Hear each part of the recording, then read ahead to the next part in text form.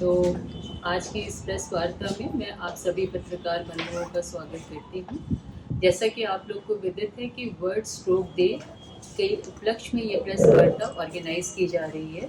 Stroke क्योंकि बहुत common problem है और बहुत सारे रोगी निरंतर नित्य हम लोग उसके देखते रहते हैं, तो prevention is better than cure की धारणा पे ये प्रेस कॉन्फ्रेंस ऑर्गेनाइज की गई है कि किस प्रकार से इस बीमारी से बचें और अगर हो जाए ये बीमारी तो किस प्रकार से उसका निदान हो। उसके लिए आज हमारे साथ में अध्यक्ष महोदय इंडियन मेडिकल एसोसिएशन कानपुर शाखा के डॉक्टर अनुराग मल्होत्रा हैं और साथ में न्यूरोलॉजिस्ट आप सभी जानते हैं डॉक्टर नवनीत कुमार सर, जो कि वर्ल्ड फेम के हैं, आज इस प्रेस कॉन्फ्रेंस में आप लोगों को संबोधित करेंगे। और इसके साथ में हमारे साथ में स्ट्रोक एक्सपर्ट हैं neuro science GSV medical college के, और साथ में डॉक्टर गौरव मिश्रा भी हैं जो कि प्रॉपर्टी सेक्रेटरी हैं। तो मैं निवेदन करूंगी अध्यक्ष डॉक्टर अनुराग मल्होत्रा से कि वो आप लोगों को संबोधित करें। सभी पत्रकार बंधुओं का आज आईएमए प्रांगण में हार्दिक स्वागत है। आज दिनांक 29 अक्टूबर को वर्ल्ड स्ट्रोक डे मनाया जाता है और इसी अवसर पर आईएमए एक प्रेस कॉन्फ्रेंस आयोजित कर रहा है, जिसमें हमारे बीच में हमारे कानपुर जीएसवी मेडिकल कॉलेज के प्रोफेसर, प्रिंसिपल और डीन डॉक्टर नवनीत कुमार, बहुत ही वरिष्ठ न्यूरोलॉजिस्ट हमारे बीच में मौजूद हैं। Doctor Nikhil Sahu medical college के प्रोफेसर न्यूरोलॉजिस्ट भी हमारे बीच में हैं। तो आज एक अवेयरनेस प्रेस कॉन्फ्रेंस हम लोगों ने रखी है कि जन समाज को एक संदेश देने के लिए कि स्ट्रोक क्यों होता है, किस तरह का होता है, इससे क्या नुकसान है और उसके लिए क्या हम पहले से कुछ ऐसे बचाव कर सकते हैं जिससे कि स्ट्रोक ना हो। जनरली देखा जाता है कि जाड़े में स्ट्रोक अचानक बढ़ जाता है। सुबह सुबह 4 बजे जब मरीज उठता है तो देखने में आया कि उसकी दिमाग की नस फट गई या कुछ थोड़ा सा कोमेटोज होना लगा, बेहोशी का उसमें जाता है, जवान लड़खड़ाने लगती है, गफलत में होता है। ऐसे कई सारे सिम्टम्स हमारे मरीजों में आते हैं। तो जब वो डॉक्टर के पास जाता है तो डॉक्टर पहला काम करता है कि एक सीटी स्कैन कराता है। सीटी स्कैन में या तो उसमें ब्लीडिंग आती है या क्लॉटिंग आती है। या तो 2 तरीके की स्ट्रोक होता है, जैसे कि एक इस्केमिक होता है जिसमें कि कोई ऑब्स्ट्रक्शन हुआ, क्लॉट आया बीच में और वो ब्रेन में ब्लड सप्लाई प्रॉपर ना जाने से बेहोशी आने लगी। दूसरा हेमरेजिक शॉक होता है कि ब्लड प्रेशर बहुत हाई रहा या और भी कोई कारण रहा जिसकी वजह से हमारी नस फट गई, तो भी ऐसे लक्षण आते हैं। अब डॉक्टर उसको अपने हिसाब से सीटी स्कैन के कराने के बाद में उसका उपचार करता है कि दोनों का उपचार अलग हो जाता है। अगर क्लॉट होता है तो उपचार अलग हो जाता है, खून पतला करता है, और अगर ब्लीडिंग होती है तो उसको दूसरे तरीके से मैनेज किया जाता है। इस विषय में डिटेल में बात करने के लिए हमारे बीच में आज मेडिकल कॉलेज के प्रोफेसर डॉक्टर नवनीत कुमार साहब और डॉक्टर निखिल साहू मौजूद हैं। हम उनसे आग्रह करेंगे कि सर जरा संक्षेप में और थोड़ा सा कैसे चीजों को कंट्रोल करना है उसके विषय में जरूर बताएं जनता के लिए। Thank you. आप सभी जानते हैं कि स्ट्रोक एक महामारी बनता चल रहा है, जैसे कि डायबिटीज़ है या हाइपरटेंशन है। और सबसे मुख्य बात जो बताने के लिए आप लोगों को है वो ये है कि हार्ट के अंदर, हार्ट पेशेंट्स में होता ये है कि किसी को चेस्ट पेन होता है या हाथ में दर्द होता है या जॉ में दर्द होता है तो तुरंत वो डॉक्टर को दिखाने चला जाता है। लेकिन ब्रेन स्ट्रोक के मामले में ऐसा नहीं होता, बिकॉज ब्रेन स्ट्रोक के सिम्टम बहुत ही अलग तरह के होते हैं। तो अगर ये याद रख लें हम लोग कि ये 6 सिम्टम जो इम्पोर्टेंट हर एक को याद रहें तो उस समय पेशेंट खुद या उसके घर के मेंबर्स उसको समझ के तुरंत उसको डायग्नोज करके हॉस्पिटल शिफ्ट कर सकते हैं। और जहाँ पर कि मेडिकल कॉलेज में इस समय डॉक्टर निखिल साहू के द्वारा इलाज भी किया जा रहा है, जिसमें कि अगर पेशेंट जल्दी पहुँच जाता है विदिन 4.5 आवर्स तो उसको ठीक कर देते हैं। तो इसका एक बहुत ही सिंपल एक शॉर्ट फॉर्म है जिसको हम लोग कहते हैं, पहले फास्ट था, आप लिखते हैं हम लोग be fast, BEFAST, be fast. तो बी जो है बेसिकली जो अल्फ़ाबेट है वो बैलेंसिंग के लिए है कि बैलेंसिंग का अचानक इफेक्ट हो जाना एक पार्ट हो सकता है। नंबर 2 ई फॉर आई, यानी आइज में कोई समस्या है, धुंधलापन दिखे, डबल विजन हो जाए या न दिखना या दिखना बंद हो जाए एक तरफ की आइज से, तो ये भी एक स्ट्रोक का सिम्टम हो सकता है। थर्ड जिसका वर्ड है वो फास्ट में एफ है, एफ यानी कि फेस। फेस के ऊपर तिरछापन आ जाए तो ये उसका एक पार्ट हो सकता है। चौथा ए आर्म यानी कि हाथ पैर कमजोर हो जाए किसी पेशेंट के अचानक, वो भी इसका एक सिम्टम हो सकता है। इसके अलावा स्पीच का इन्वॉल्वमेंट हो सकता है, अगर स्पीच इफेक्ट हो जाती है तो ये भी एक सिम्टम। ये सारे सिम्टम अचानक आते हैं। सबसे इंपॉर्टेंट बात ये वर्ड ध्यान रखिए, आप इसको कवर करिए कि अचानक चेहरे पे तिरछापन आना, अचानक आवाज का बदलना, अचानक दिल के चलने में दिक्कत होना, अचानक चक्कर आना, अचानक वर्ड जो है बहुत ही इंपॉर्टेंट है। तो ये 6 सिम्टम याद रहे, हम लोग याद रखें, पब्लिक याद रखें, तो इसको आप तुरंत पहचान सकते हैं। इट्स नॉट मियरली कि वो दर्द चेस्ट में हुआ तो हॉस्पिटल पहुंच गए, लेकिन यहाँ तो हर तरीके से अलग अलग वेरिएशन है। और जो लास्ट जिसका सिम्टम है वो है बहुत सीवियर हेडेक होना, हेडेक होना और उल्टी हो जाना। ये हो सकता है कि ब्रेन हेमरेज पेशेंट को हुआ जिसकी वजह से ये सिम्टम हो सकते हैं। तो ये सिम्टम जो 6 सिम्टम्स हैं ये बहुत ही इंपॉर्टेंट हैं। इसको आप इसको प्रोपोगेट करिए, इसको आप ट्रांसमिट करिए, इसको आप पब्लिश करिए, पब्लिक को बताइए कि वो याद रखें सिम्टम पर होते हैं पेशेंट को किसी को, तो वो तुरंत समझे कि इसको स्ट्रोक हो चुका है, शुरू हो चुका है, और इसको फिर आप हॉस्पिटल शिफ्ट करिए, वहाँ पे डॉक्टर देखकर उसका इलाज शुरू करेंगे। अब ट्रीटमेंट के बारे में बिल्कुल बताएंगे आपको, लेकिन मैं ये बताना चाहूँगा कि ये सबसे इम्पोर्टेंट बात है ब्रेन स्ट्रोक आप के होने के रीजन क्या है, कारण क्या है? कारण क्या है। देखिए ऐसा है कि अवेयरनेस तो वहाँ से मैं बता रहा हूँ आपको कि हम लोग के मेडिकल सिस्टम के अंदर बीमारियां जो थी, आपको याद होगा कि लगभग 25 साल पहले 75% बीमारियां जो थी वो बेसिकली इन्फेक्शंस की थी, कि निमोनिया हो गया या डायरिया हो गया या बीमारी हो गई, और 25% बीमारियां थी वो बेसिकली एनसीडी थी, नॉन कम्युनिकेबल डिसऑर्डर्स थी। अब और ये बदल गया, 25 ईयर्स में उल्टा हो गया। 25% बीमारियां सिर्फ रह गई हैं जो कि वो नॉन कम्युनिकेबल इन्फेक्शंस हैं, और बाकी जो है बीमारियां हैं नॉन कम्युनिकेबल, जैसे कि डायबिटीज, हाइपरटेंशन, फॉर एग्जाम्पल। तो डायबिटीज का होना, हाई ब्लड प्रेशर का होना, हाई यूरिक एसिड होना, हाई लिपिड्स का होना बॉडी के अंदर, ये 4 जो इंपॉर्टेंट सिम्टम्स हैं, diabetes, hypertension, high lipids and high uric acid. ये सिम्टम्स जो होते हैं अगर किसी पेशेंट में आ रहे हैं तो वो they are predisposed for heart attacks and the brain attacks. इसके अलावा वेट का ज़्यादा होना, डायबिटीज का होना, वो भी इंपॉर्टेंट सिम्टम्स हो सकते हैं। लेकिन 4 इंपॉर्टेंट जो सिम्टम्स के हैं, जो डिजीज का जो प्रिकर्सर है, वो ये है कि हाइपरटेंशन है, डायबिटीज है, यूरिक एसिड का बढ़ना है, और लिपिड्स का नॉर्मल होना है। तो यदि हम लोग इसको हर 25 ईयर्स की बाद अगर जांच कराते रहें इस चीज़ को, और हर साल चेक कराते रहें, तो हम बच सकते हैं कि ये सिम्टम हमारे अगर नहीं शुरू हुए हैं तो हम इसको बच सकते हैं। तो ये इंपॉर्टेंट चीज़ है कि diabetes, hypertension, heart disease and brain stroke, they go hand to hand, they go by side, अलग कुछ नहीं है, सब कुछ मिला जुला है। इसलिए ज़रूरी है कि हम लोग सोसाइटी में ये भी प्रोपोगेट करें कि हाइपरटेंशन का ध्यान रखें, डायबिटीज ध्यान रखें। ये सब बीमारियाँ शुरू हो जाती है तो तुरंत का ट्रीटमेंट करें, का इलाज करें, जिससे कि हमारी नौबत ये ना आए कि हमें स्ट्रोक हो गया, ब्रेन का हो गया, या हमें हार्ट का अटैक। डॉक्टर साहब, हर बीमारी में बदलाव आया है पिछले 5-10 साल के अंदर। स्ट्रोक में क्या बदलाव, नयापन क्या आया? देखिए नयापन ये है कि हम लोग जब डीएम कर रहे थे, 30-35 साल पुरानी बात हो गई, उस समय एक दवा आती थी, एस्पिरिन देते थे पेशेंट्स, और कोई इलाज नहीं था।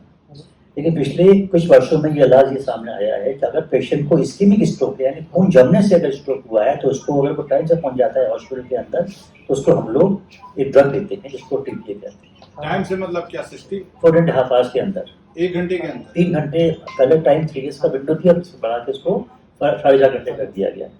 तो अगर कोई पेशेंट हॉस्पिटल पहुंच जाता है विदिन 4.5 आवर्स के अंदर, और वहाँ पे उसको जो इसको डायग्नोज करने के बाद उसको वो इलाज लग जाता है, तो ये एक नया ट्रीटमेंट है जो कि नया नहीं है, कई साल हो गए इसको, बट ये जो है बेसिकली एविडेंस बेस्ड न्यूरोलॉजी है, एविडेंस बेस्ड ट्रीटमेंट है। इसकी पूरी स्टडीज हो चुकी है जो कि WHO के द्वारा रिकमेंड किया, ये नया है बेसिकली। क्या महिला और पुरुष में दोनों में स्ट्रोक में अलग अलग? देखिए स्ट्रोक जो है होता ये है कि मेनोपॉजल एज से पहले फीमेल्स में स्ट्रोक जल्दी नहीं होता, बाद ही में होता है, ये फर्क होता है बेसिकली। और इसके अलावा मेल्स में स्ट्रोक कभी भी हो सकता है, जब भी होगा, कोई 30 साल का भी है या 40 साल का भी है, बिकॉज मेल्स के अंदर ऐसा कोई मेनोपॉज का सिम्टम नहीं होते, लेकिन फीमेल्स के अंदर ही होता है। इसलिए 45-50 ईयर्स की एज के बाद से फीमेल्स के अंदर भी स्ट्रोक का इंसिडेंस बढ़ जाता है as compare to earlier. Doctor साहब, आज हमने एक स्टोरी लिखी, मैं हिंदुस्तान अखबार से हूँ, उसमें जो स्पेशलिस्ट से मैंने लिखा उस पर एक बात कही गई है कि मोबाइल, हम लोग मोबाइल का इस्तेमाल कर रहा हूँ, मोबाइल के बिना रह भी नहीं सकते हैं, तो क्या मोबाइल को झुका करके देखने से भी क्या स्ट्रोक आ सकता है, अगर लगातार कई घंटे तक हम मोबाइल को झुक करके देख रहे हैं? हाँ ठीक। अगर सिर्फ मोबाइल की बात करी जाए तो सिर्फ मोबाइल देखने से स्ट्रोक नहीं आएगा, बट मोबाइल की वजह से जो बाकी जो चीजें चेंजेस होती है, जैसे उससे स्ट्रेस बढ़ेगा, ठीक है, माइग्रेन के सिम्टम्स या टेंशन टाइप हेडेक के सिम्टम्स बढ़ सकते हैं। तो सिर्फ अगर बोला जाए कोई मोबाइल देख रहा है उसकी वजह से स्ट्रोक आया है, ऐसा कहना गलत होगा, क्योंकि उसके बहुत सारे रिस्क फैक्टर बढ़ जाते हैं बिकॉज ऑफ मोबाइल। तो जितना ज्यादा मोबाइल देखेगा उतना ज्यादा उसका सिम्पटरी लाइफ स्टाइल होगा, उतना ज्यादा वो बिस्तर में बैठा रहेगा, तो मोबाइल ही है ना। हाँ, बट सेकेंडरी मतलब नॉट डायरेक्ट, मतलब कोलेटरल्स के थ्रू वो जाके जा रहा है, बट उसको मोबाइल पे ब्लेम कर देना, उसकी वजह से दूसरी चीजें होती हैं, सीडेंटरी लाइफ स्टाइल बढ़ जाएगा, बिस्तर में रहेगा, वॉक नहीं करेगा, तो उसकी वजह से कोलेस्ट्रॉल बढ़ेगा, ओबेसिटी बढ़ेगी, तो सारे सेकेंडरी रिस्क फैक्टर के तहत में जाके स्ट्रोक का पॉसिबिलिटी बढ़ा देगा। एक भ्रम है लोगों में, समाज में, कि केवल बुजुर्गों को ही स्ट्रोक होता है। नहीं, ऐसा नहीं है बिल्कुल।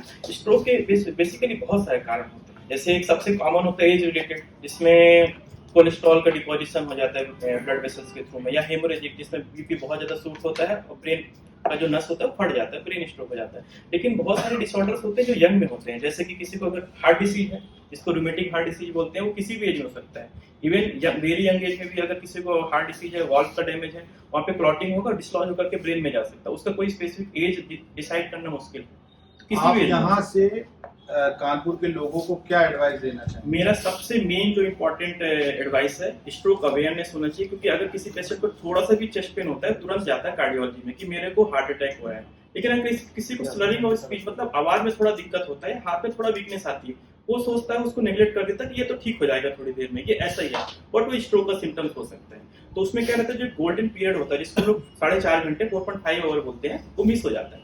तो मेरा मेन जो अवेयरनेस यही है कि पेशेंट को अगर थोड़ा सा भी सिम्टम आ रहा है, जैसे सर ने बताया, स्लरिंग हो रहा है आवाज का, कोई लिम्ब में डेफिसिट हो रहा है, आंखों से दिखाई देना हो रहा है, तो उसको लाइटली नहीं लेना है कि ये 1-2 घंटे में ठीक हो जाएगा, सो गए तो बढ़ जाएगा।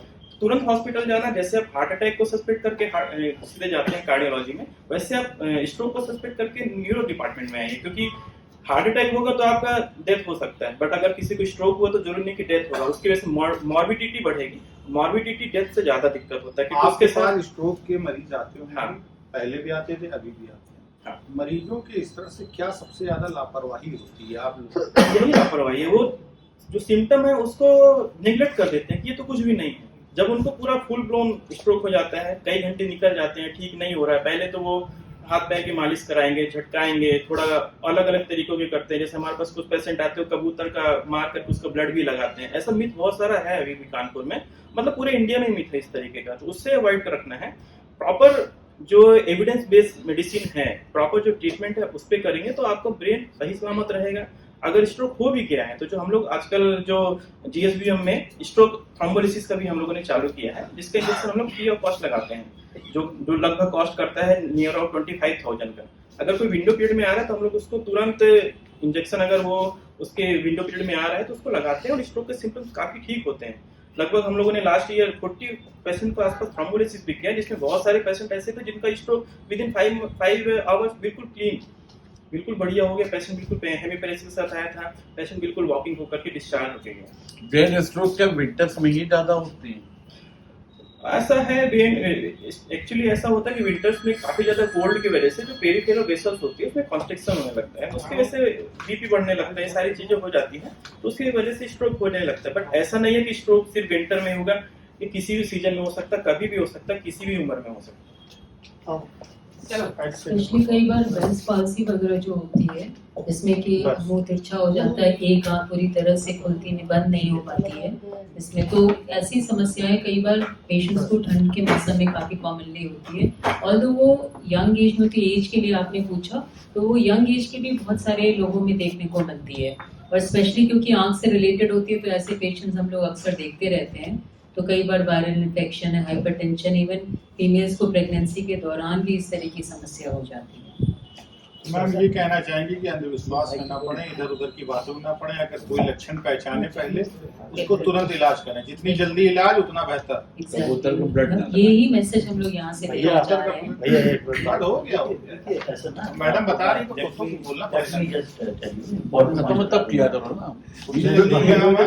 नहीं, सबसे इम्पोर्टेंट पॉइंट देखिए जो है आप सलाइन फीचर्स भी जो हैं कि स्ट्रोक के साथ साथ आप लोग ये भी आप उसको हाईलाइट डॉक्टर साहब एक चीज आपकी बात टोकना चाहूंगा, एक सेकंड। हाँ। मैं डॉक्टर साहब की बात का जवाब देना चाह रहा था, लेकिन मेरे साथी को थोड़ा जल्दी दे। नहीं हम जिस समाज में रहते हैं, इस मंच पे अक्सर ये बात आती है कि लक्षण को पहचाने। हम जिस समाज में रहते हैं उस समाज में ये होता है कि अरे इग्नोर करते जाते हैं। जब तक वो हमारे लिए सर पे ना चढ़ जाए बीमारी, तब तक, आप भी मेरी बात को मान रहे होंगे, तब तक हम डॉक्टर के पास नहीं जाएंगे। तो हम तो यही जागरूकता की जरूरत है, और जागरूकता आपके स्तर से भी होनी चाहिए और हमारे स्तर से भी होनी चाहिए कि लोगों को जागरूक करें। अब आप स्ट्रोक की बात कर रहे हैं यहाँ, तो ये जो मौसम चल रहा है उसमें लोग कहते हैं अरे ठीक है घरेलू दवा कर लो। डॉक्टर के पास जब जाएंगे जब बहुत बुरी स्थिति हो जाएगी। सर थोड़ा सा चेयर इसको रख दीजिए। नाश्ता करें। अरे रख दीजिए, कोई बात नहीं।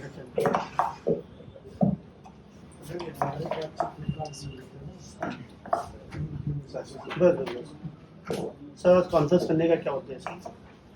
देखिए, आज वर्ल्ड स्ट्रोक डे है। हम लोग ये चाहते हैं कि पब्लिक में अवेयरनेस हो कि स्ट्रोक होता कैसे है, होता क्या है बेसिकली, और कैसे होता है, इसके सिम्टम्स क्या होते हैं, जिससे कि पेशेंट समझ के तुरंत अपने पास में इलाज कराने के लिए समय से हॉस्पिटल पहुंच जाए। ये हमारा मेन एक पर्पज़ है इस फिल्म करने का। और भी मैंने बताया आपको कि उसके 6 इंपॉर्टेंट सिम्टम्स हैं, जिसको हम लोग शॉर्ट में बी फास्ट कहते हैं। BEFAST, B balancing problem, E eye problems, F यानी कि फेशियल प्रॉब्लम, फेस के सिम्टम आ जाते हैं। उसके बाद A बेसिकली स्पीच की प्रॉब्लम है, चलने में दिक्कत हो रही है। सब सिम्टम जो है बेसिकली ये स्ट्रोक के हो सकते हैं। इसलिए अगर लोग समझ जाएंगे कि ये उसके सिम्टम्स हो रहे हैं तो वो तुरंत हॉस्पिटल जाके अपना इलाज करा सकते हैं। सर इससे बचने के लिए क्या करना है?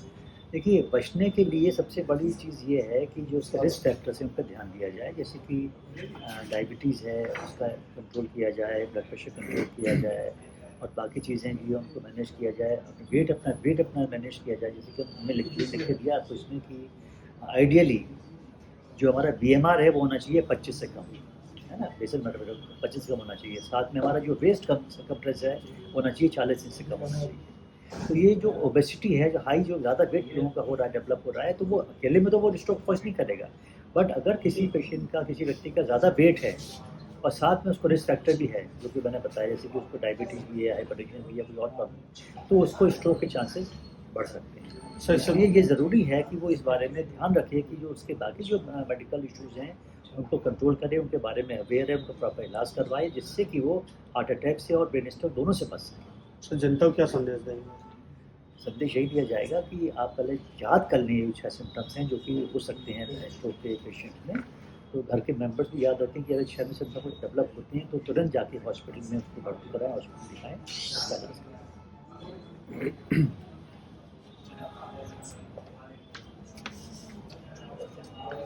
डॉक्टर साहब, इन बातों का जो निष्कर्ष हमने ये समझा कि अधिकतर कारण तनाव, और दूसरा हमारे समझ में आया कि जो खराब चर्बी, बैड कोलेस्ट्रॉल है, वो नसों पे ब्लॉकेज करता है, इसका भी कारण है। देखिए, पहले की जो स्टडीज हुई उसमें दिखाया गया था कि 20 साल की उम्र से बच्चों के अंदर ब्लड वेसल्स में फैट जमा होना शुरू हो जाता है 20 ईयर्स की एज से। ये पुरानी स्टडी है। अब ये देखा जा रहा है कि 8 से 10 साल की उम्र से बच्चों के अंदर वेसल्स में फैट जमा हो रहा है, क्योंकि बचपन से बच्चे जो हैं वो कोई फास्ट फूड खा रहा है, कोई चॉकलेट्स खा रहा है, कोई पेस्ट्रीज खा रहा है, कोई केक खा रहा है, कोई लिमिट नहीं है। और एक बाकी जो है आपके प्रोसेस फूड्स खा रहे हैं, ये जितने फूड्स हैं they lead to the tendency of fat deposition in the blood. तो आप समझ सकते हैं कि 8-10 साल के बच्चों में ये डिपोजिशन शुरू हो गया। इसलिए पहले भी ऐसा हुआ था, जब हम याद है पढ़ते थे उस समय किसी पेशेंट को, अगर बच्चे को हार्ट अटैक पड़ता था 30 साल की उम्र में, it was a news actually कि इतनी जल्दी उसको हार्ट अटैक कैसे पड़ गया। लेकिन अब ये जल्दी हो रहा है, इसीलिए हो रहा है कि हमारी जो हमारी डाइट है वो गड़बड़ है। हमारे पास हमारा वेट बढ़ रहा है, वो गलत है। हम लोग एक्सरसाइज नहीं कर पा रहे बिकॉज हम लोग स्ट्रेस में हैं, यहाँ पर समय का अभाव है, इसलिए एक्सरसाइज भी नहीं कर पा रहे हैं, तो हम लोग की टेंडेंसी बढ़ती चली जा रही है। और पेट पे फैट डिपॉजिट होना बेसिकली हम लोग के रेस का एक पार्ट है। यानी जो हम लोग की रेस है, जो हम लोग साउथ ईस्ट एशियंस हैं, इन पे इनकी टेंडेंसी हम लोग की है, जेनेटिक टेंडेंसी है कि हमारा वेट जो है पेट पे आता है, और पेट की जो वेसल्स होती हैं वो directly they drain to the lungs and the heart. इसलिए वेट बढ़ने से, पेट सर्कमफ्रेंस बढ़ने से, लिपिड्स के बढ़ने से पेशेंट को स्ट्रोक, हार्ट अटैक का होना बढ़ जाता है। तो ज़रूरी ये है कि हम लोग तो अपनी केयर कर रहे हैं, बच्चे भी जो हैं, छोटे बच्चे भी हैं, उनको भी ध्यान दें कि उनको जो है हम कम से कम जो है सब खाने से रोकें। और जितने शुगर के आइटम्स होते हैं they convert to the fat in the body in the liver, तो इसलिए उसको खाने से भी जो है स्ट्रोक का इस तरीके से इंसिडेंस बढ़ता चला जाता है। स्ट्रोक में सर गट हेल्थ का भी कुछ रोल हो सकता है? गट हेल्थ बहुत ही बढ़िया टॉपिक लिया आपने। एक्चुअली बहुत नया कंसेप्ट है, it's a very good, it's a very new concept that is called as gut brain axis. और ये नई थ्योरी है, तो कुछ साल से आई है। तो इसमें बेसिकली क्या है, देखिए हम लोग को पढ़ाई भी नहीं किया था, पहले हम लोग पढ़ते थे, अब ये नई रिसर्च आ रही है कि हमारी बॉडी का जो इम्यूनिटी है वो हमारे पेट से गवर्न होती है। हम जो खाते हैं हम क्या खा रहे हैं, उस खाने से हमारी पेट की इम्यूनिटी जो है, बॉडी की इम्यूनिटी गवर्न होती है, जिससे हम इन्फेक्शन से बच जाते हैं। और इसके साथ साथ ये भी ज़रूरी है, जब ये मालूम पड़ा है कि ब्रेन के बहुत सी डिसऑर्डर्स हैं, जैसे कि पार्किंसन डिजीज़ है या अल्जाइमर डिजीज़ है, ब्रेन डिजेनरेशंस हैं। इनके होने की वजह ये है कि हमारे पेट से चीज़ें एब्जॉर्ब नहीं हो रही हैं, या हम लोग जो चीज़ ले रहे हैं, टॉक्सिक ले रहे हैं, वो हमारे ब्लड में जाके उसको क्रिएट कर रही हैं। ये नया कंसेप्ट आया हुआ है कि ब्रेन गट एक्सिस जो बनी हुई है, उसकी वजह से बहुत सी बीमारियां हम लोग के सामने आ रही हैं। अब जो नया कंसेप्ट आया है बेसिकली जो हम लोग अब बात करते हैं, जिसके बारे में तो पहले पता जा चुका है, आयुर्वेद में मेंशन किया गया है कि बीमारी पेट से होती है। और एक बहुत बड़े वो थे आपके हिप्पोक्रेट्स, जो कि यूरोपियन के माने गए हैं, फादर ऑफ मेडिसिन को माना गया है, यूरोपियन। बेसिकली हिप्पोक्रेट्स ने कहा था कि बीमारी की वजह हमारा खाना है, और बीमारी का इलाज भी हमारा खाना है, ये कहा गया है। The food is your thy poison and food is your thy treatment. इसीलिए जब हम बीमार पड़ते हैं ना, हम लोग खाना बंद कर देते हैं, खाना तो बुखार आया, खाना रोक दिया। तो ये बेसिकली पुराना कंसेप्ट है कि हमारी बीमारियां खाने से ही हो रही हैं, और खाना रोकने से या खाना चेंज करने से या खाने को मॉडिफाई करने से हम ठीक हो रहे हैं। तो इसलिए गट का बहुत ही एक इम्पॉर्टेंट एक सब्जेक्ट है, जो कि obviously we can't talk discuss in detail today, but today is a stroke day, तो वो कभी फिर बात करेंगे उस बारे। एक जैसे आपने पूछा ना कि खाने का क्या रोल है, खाना और एक्सरसाइज दो चीजें ऐसी हैं जिसका बॉडी में बहुत बड़ा रोल है। बॉडी इम्यूनिटी सबने जैसा बताया, और हमारी वेलबींग, हमारा जो फैट डिपोजिशन है हमारे खान पान पर डिपेंड करता है। कितना हम फैट खाते हैं, एथेरोस्क्लेरोसिस बन के हमारी वेन, आर्टरी सब में डिपॉजिट होता है, हार्ट में जाता है।